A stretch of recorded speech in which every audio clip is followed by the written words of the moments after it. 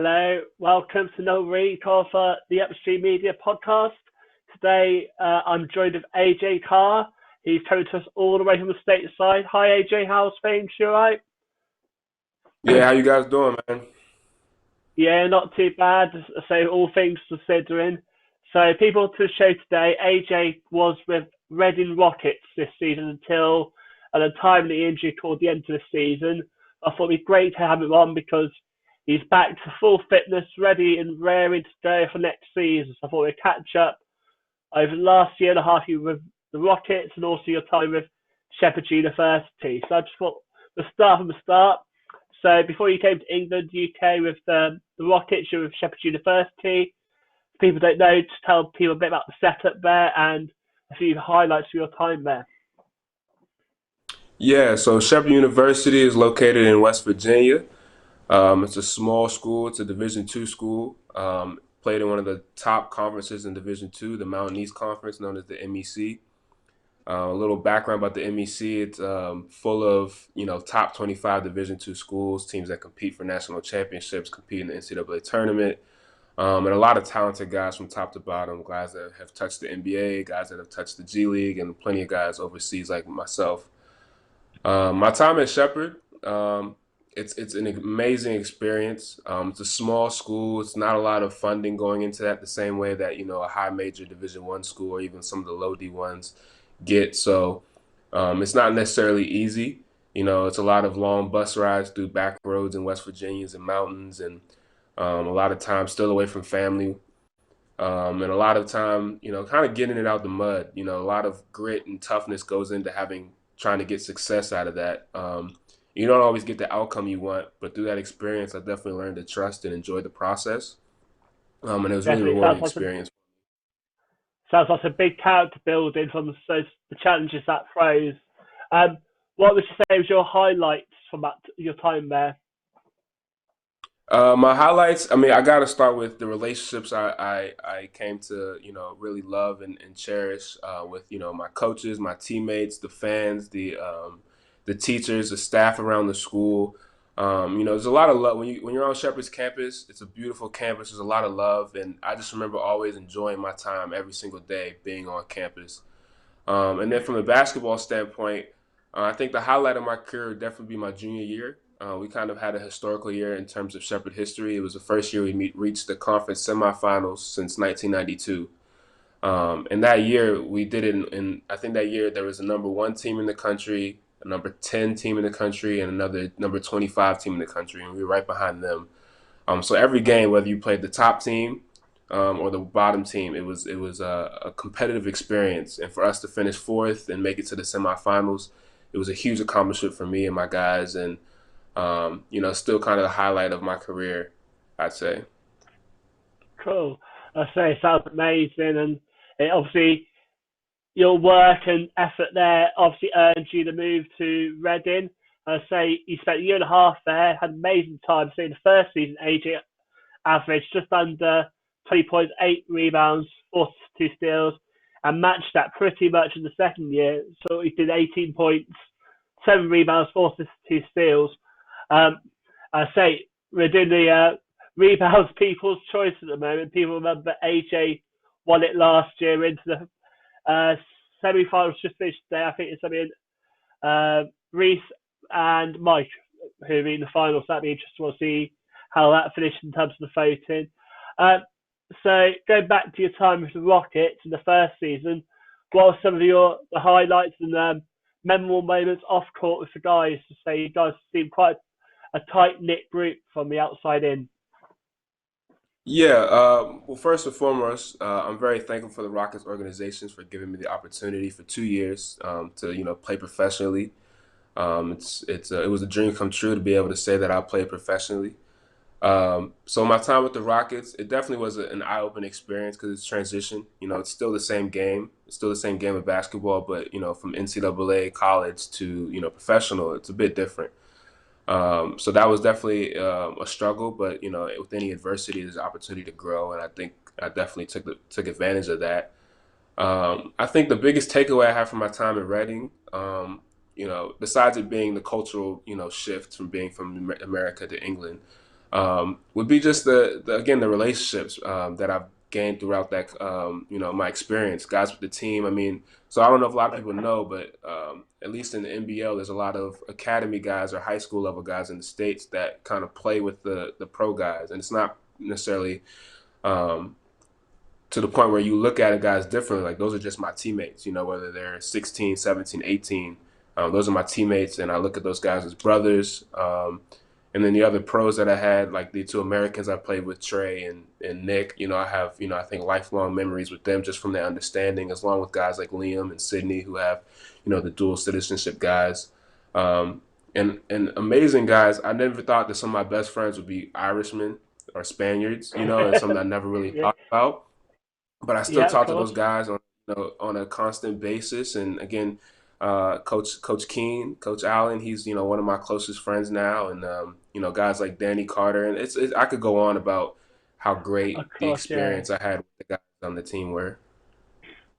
Yeah, so of course, for people who are not aware of the NBL, you have like two import players, as AJ mentioned, with him and Trey in the first year, then yourself and Nick in the second, and then people who've got British passports, whether they're from either Ireland or Spain, or also form part of the squad. And obviously, the Rockets, they have an academy too, the JMA Academy. Like you say, there's quite a few youngsters currently sort of playing between the academy side and the league. Obviously, working very hard to play twice a week. Obviously, I think the game in the UK needs a lot, has a bit of way to go to sort of match the level of off-court experience compared to say USA, whereas maybe play-wise there's much difference from what you had in America to here, but actually off-court branding-wise a little bit more work. But I say Red is a lovely club to play for, so you got a great media team who do the commentary, and the fan base is growing slowly. But I say it's not as big as crowds as you probably used to in the US. Is that right? You probably play it's like 2 or 3 thousand. Is that right? Yeah, so I mean, with the D2 again being a small school, there's a lot of support online, watching games, and all of our games were streamed. The Mountain East did a great job streaming games, making sure they're available no matter where you were. But yeah, they're definitely you play anywhere from a couple hundred to a couple thousand, depending on some schools, and some games are always bigger than others. I know anytime a ranked team came to Shepherd University, the Butcher Center, which was the gym we played at, was always packed and full of energy.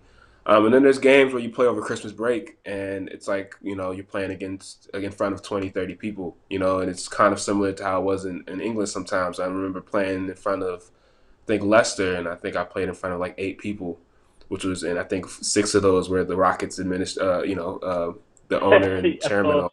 Of. So Yep. there's a lot of similarities, but I definitely agree that basketball in England has there's definitely some things they can improve. I think having an organization like yourself is such a big step, and you guys are doing amazing work. I just want to say that as well. Thank you. Yeah, so we came into the game sort of unconventional route.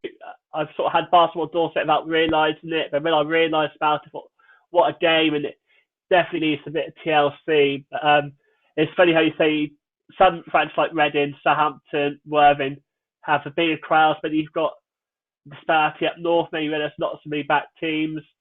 So it's interesting. I think we're getting there. And you you mentioned about the streaming. I see this year the NBL, so NBL Live, which I mixed views about, but I think actually for the game, it's probably really good to have the game streamed to give a bit more eyes on it. I often worry about actually with the state of the game it is at the moment, the clubs sort of having to rely on the people, the bums or seats to survive, whether actually it takes away from money coming in. I think I watched a few NBL Live games, they were great to watch, but actually a few of the games when I was actually in the person, I thought, oh, the attendance is much less, and it's on this Mm. sort of double-edged sword almost. But I think actually on the whole, having the live thing will help get more people up there. So definitely, it's great to learn lessons from across the pond and also build on what we got. Um, so as I mentioned, unfortunately, your season ended with injury. I was wondering if you want to tell people a bit about the injury, about what work you've done in the off season to sort of get to where you are now, ready and raring for next season. Yeah, so we were coming off a big win at Worthing, and we were obviously in good spirits and going through Tuesday practice. I remember that day very vividly because one of the worst days I've ever had. But I remember I gave a speech to some kids at JMA Academy, and was feeling just feeling like it was a really positive day. And I was just in training, and I did a move on defense that I've done. Anybody that has attended Shepherd University games knows that how we play a certain style of defense, and we reach for the ball in a certain way.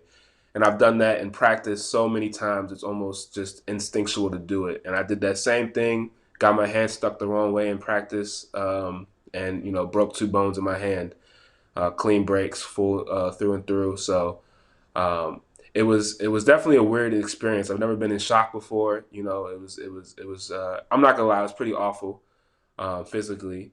But mentally, it's another adversity. It's another opportunity for me to respond to it. Kobe Bryant once said, any obstacle, adversity, anything negative like that is a chance to rise.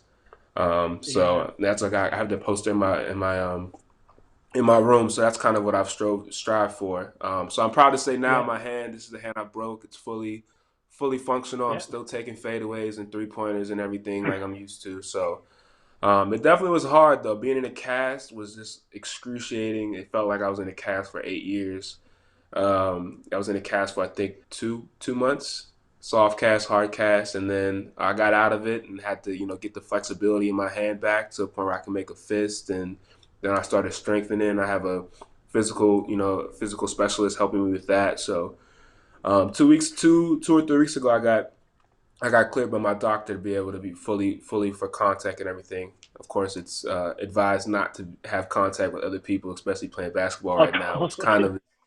It was kind of bittersweet. Yeah. You can go play with people, but don't go play with anybody for a few months. So, but yeah, Oh, all in all, I'm doing good. I'm in good spirits. I'm in good health, and if anything, I cherish now. I mean, I felt like I cherished every moment playing basketball, but now you could be playing defense and be done for a couple months for the freak injury. yeah, You never definitely. know. And So it makes me love it that much more.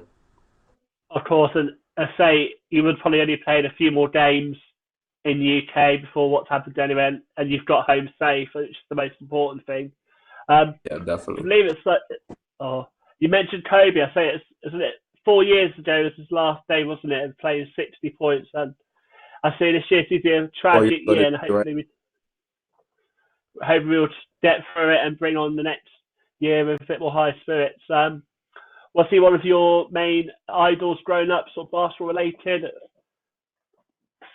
Yeah, I mean, Kobe was definitely my favorite player. My parents are from LA, so my favorite sport teams have been the Lakers and the Oakland Raiders, now the Las Vegas Raiders. But so I have a lot of West Coast ties. So Kobe Bryant was my idol growing up. He was for a lot of people. And even if you didn't like Kobe, you loved Kobe. That's just how it was. So it's been a tough year. I got a lot of Oh, posters and yeah, pictures of. no doubt, yeah, definitely. Um, Yeah. so also, yeah, it's great to know you're well, and that is the more important thing. Obviously, it hasn't been a great year on and off the court, but so I guess when we get this all over, you'll be looking to find the next move, the next stage. What sort of your thoughts where would you like to be playing next year if you had the chance, sort of thing? Yeah, I think after spending 2 years in England, the NBL is a great league. It's competitive, but I feel like I'm ready for the next challenge in my life with basketball. Whether it be either returning to England maybe to a higher league or going to another country and getting in one of those leagues there. I'm definitely ready for the opportunity. Um, I get that question a lot. Where do I want to go next year? And I've kind of narrowed down a few places. I think like every pro player would love to play in like Spain, Italy, Yeah, Greece. yeah. Some of those really beautiful countries that also have really competitive leagues.